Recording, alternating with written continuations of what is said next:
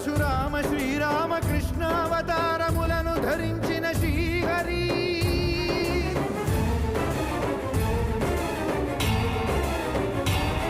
అవతారకుడౌ అవతారమూర్తిగా సాక్షాత్కరించి ధరింపజేయవయా నను బంధ విముక్తుని చేయవయ్యా